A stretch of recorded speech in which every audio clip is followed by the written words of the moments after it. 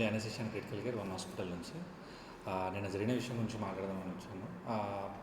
నిన్న సాయిబాబా అని 62 year female patient మన దగ్గర లాస్ట్ ఫ్రైడే అడ్మిట్ అయ్యి ఉండింది. తను చెస్ట్ పెయిన్తో మన దగ్గర రావడం జరిగింది. ఆ టైంలో ఎవాల్యుయేట్ చేస్తే కూడా మనము అప్పటికే తను 2 డేస్ నుంచి సఫర్ అవుతుంది ఆ పెయిన్తో. డిలేడ్ ప్రజెంటేషన్ అని మన దగ్గరకు వచ్చారు. చూస్తే యాంటీరోల్ ఎంఐ అంటే గుండెపోటు వచ్చినట్టుగా నిర్ధారణ అయింది. తర్వాత మనకు సంబంధించిన టెస్టులు చేసిన దాంట్లో ఈకో 2Dకో చేసిన దాంట్లో కూడా గుండె పంపింగ్ శాతం కూడా తగ్గిపోయి EF 37% ఉండింది తనకి.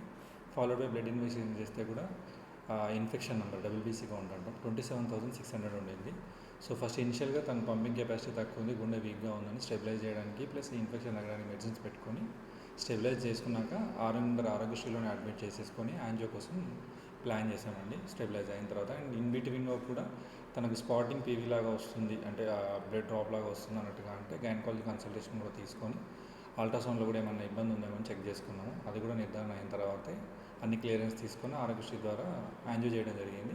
యాంజియోలో కూడా అనుకున్నట్టుగానే ఒక వెజిల్ బ్లాక్ అయి ఉండింది. అందులో దాని ప్రథమ భాగంలో ఏమో మినిమల్గా బ్లాక్ అయ్యి దాని మధ్య భాగంలో పూర్తిగా బ్లాక్ అయినట్టుగా మనకు రిపోర్ట్ వచ్చింది యాంజియోలో. సో దాని గురించి ఆలోచిస్తే సారు ఒకవేళ అవసరమైతే అదే ఒక వెజిల్కి అవసరమైతే 2 స్టంట్లు వేయాల్సి వస్తుంది, లేదంటే సింగిల్ స్టంట్తో క్లోజ్ చేస్తానని వాళ్ళకు చెప్పడం జరిగింది. అనుకున్నట్టుగానే మళ్ళీ అప్రూవల్ పెట్టాం.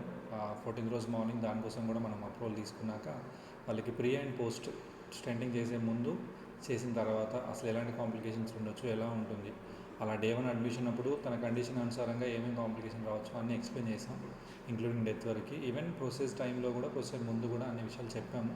ఏదైనా మనం గుండెకి సంబంధించి డీల్ చేస్తున్నాం కాబట్టి ఎప్పుడైనా బ్యాడ్ అయ్యే అవకాశాలు ఉంటాయని. అనుకున్నట్టుగా దానికంటే కూడా బెటర్గా ప్రొసీజర్ అయితే జరిగింది. సింగిల్ స్టంట్తోనే వెజిల్ మంచిగా ఓపెన్ అయిపోయింది. వాళ్ళకు కూడా చెప్పాము. కిందికి ఐసీయూ షిఫ్ట్ చేసుకున్న తర్వాత కూడా 1/2 అవర్ వరకు పేషెంట్ చూపించడం, వాళ్ళతో మాట్లాడడం అనేది జరిగింది.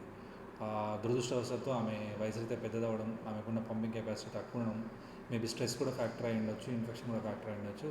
సెకండ్ మ్యాసివ్ అటాక్ లాగా రావడం జరిగింది తనకి. ఇమీడియట్గా మేము అడ్రస్ చేసేసి బ్రాడికార్డియా ఇవన్నీ డెవలప్ అవుతున్నాయి, ఎమర్జెన్సీ ఇంట్యూబేషన్ చేసుకొని సిపిఆర్ ఇనిషియేట్ చేయడం జరిగింది.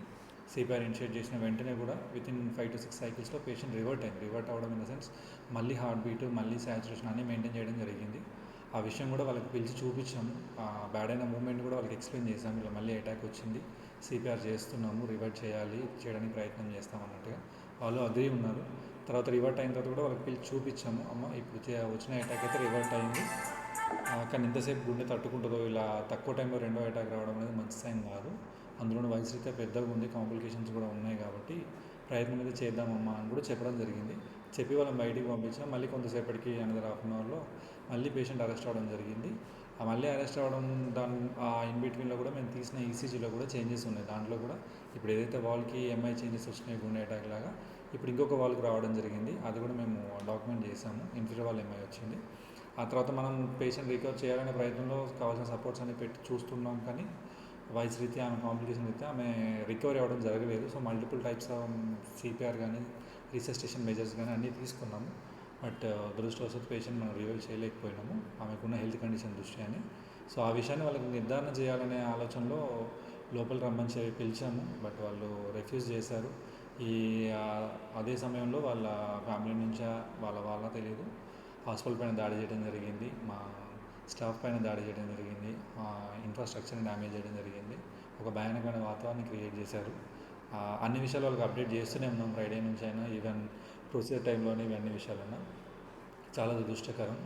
స్టాఫ్ని కొట్టడం కానీ, ఇన్ఫ్రాస్ట్రక్చర్ నాశనం చేయడం కానీ, మేము చేసిన థింగ్స్ అన్నీ కూడా అండర్ ఆరోగ్యశ్రీలోనే చేశాము. పేషెంట్ కండిషన్ విషయాలు ప్రతి విషయాన్ని ఎక్స్ప్లెయిన్ చేసుకునే వచ్చాం. బట్ ఇలా జరగడం దురదృష్టకరం.